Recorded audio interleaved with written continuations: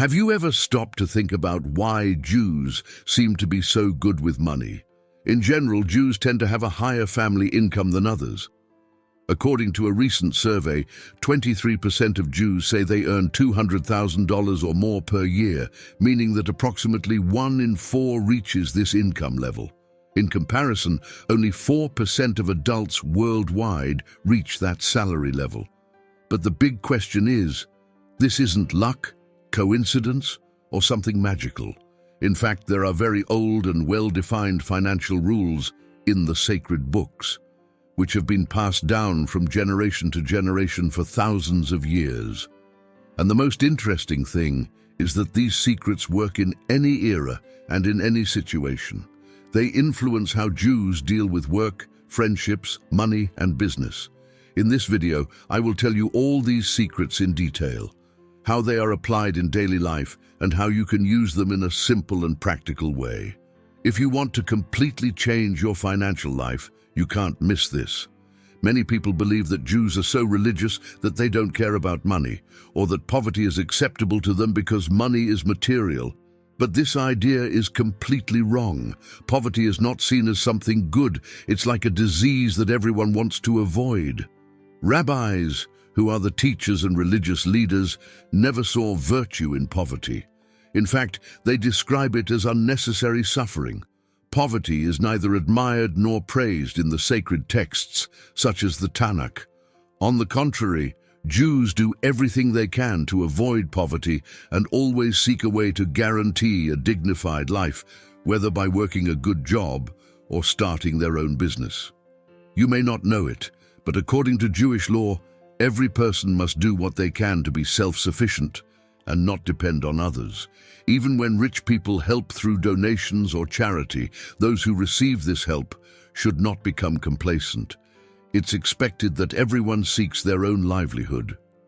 While many people in the United States and Europe struggle with credit card debt, student loans, car financing, and mortgage problems, Jews, scattered in various parts of the world, continue to prosper in their businesses and personal finances. The question is, how do they do it? What makes them so efficient? One of the oldest and most harmful myths is the idea that Jews control the financial system and the global economy. This anti-Semitic myth is so dangerous that even Adolf Hitler used it as an excuse to exterminate millions of Jews during the Holocaust. Another unfair stereotype is that Jews are greedy or stingy, which is also not true. When it comes to money, many Jews, especially the more religious ones, seek guidance from the Torah, which is the set of sacred teachings of the Old Testament. The Torah teaches the importance of kindness, generosity, and love for the community, and it all starts early. A famous verse from Proverbs 22:7 says, "Train up a child in the way he should go, and when he is old, he will not depart from it."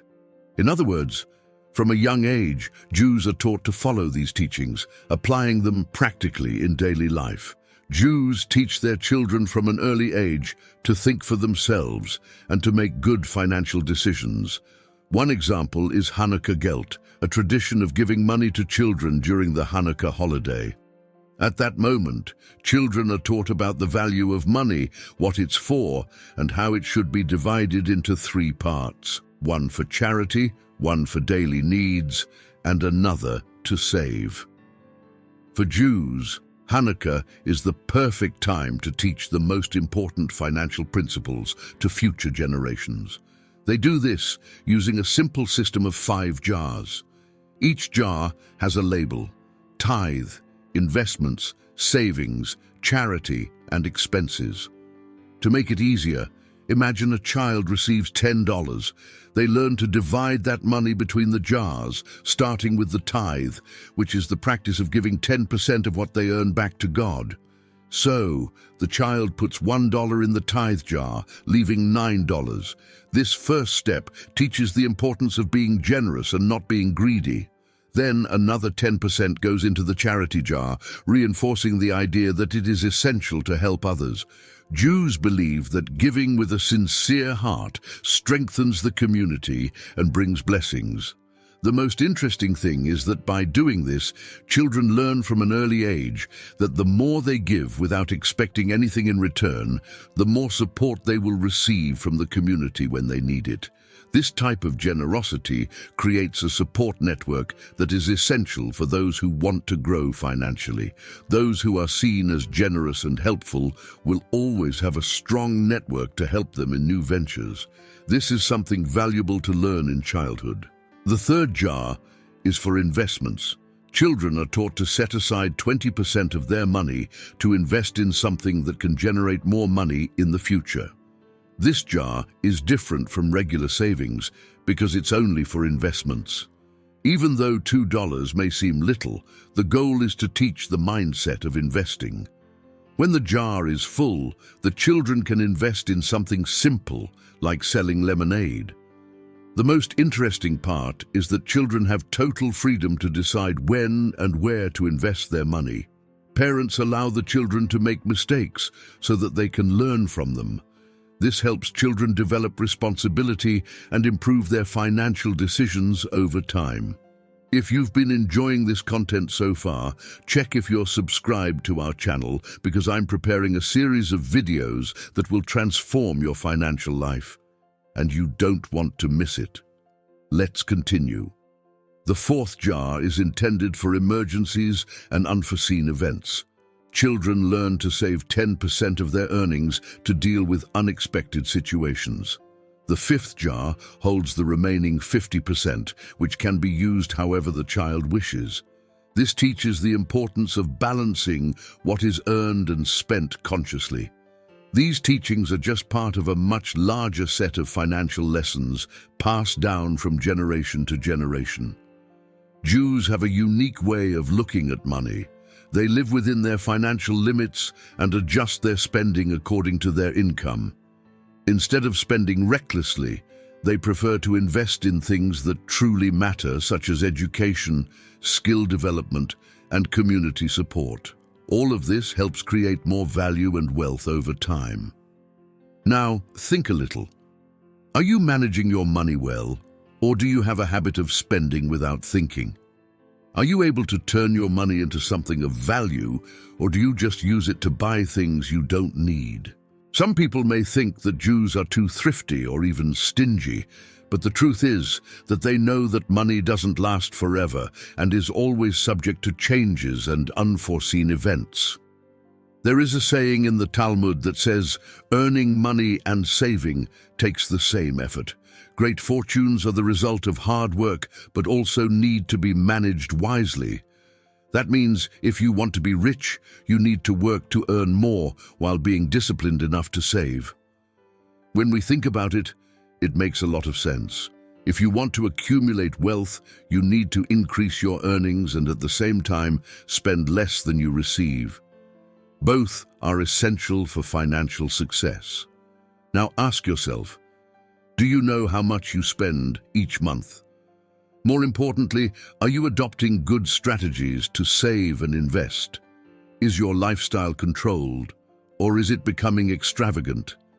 Your circle of friends and network also influence your finances. Few people realize it, but Jews place great value on socializing and strengthening community ties.